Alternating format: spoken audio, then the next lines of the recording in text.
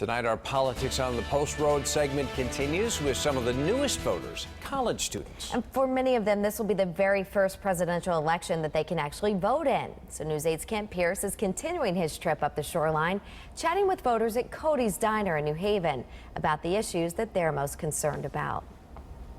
For Politics on the Post Road, we've been talking to people in diners in each town, but we've also been trying to highlight specific groups in every city and town. Because New Haven has so many colleges, we decided to talk to younger voters as well as the folks having breakfast here at Cody's.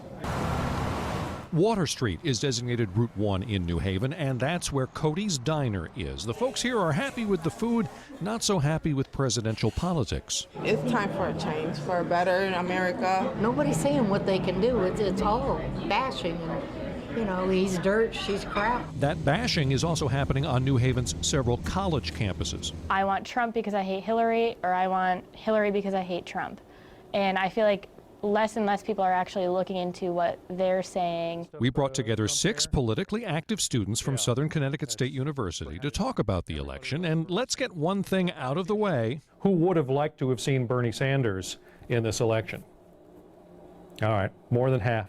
But Senator Sanders is no longer an option, and students say the rhetoric from Donald Trump is actually changing the atmosphere on campus. So it's been kind of shocking to see more aggressions towards students of color and towards Muslim students. And I think that we can say that that's a direct effect of the election that's happening. It makes asking questions about the election a little bit uncomfortable because you never know who's on what side or who has what position. It makes some students question how we ended up with the current candidates. There needs to be a huge change in the way that the RNC, DNC run their systems and the massive amount of money that are in politics. I think politicians in general have just lost a lot of legitimacy. They know their generation will be living with the consequences of this election for a while. The problem is getting their peers to care. The 18 to 24, kind of the millennial age group, our political participation is not good at all.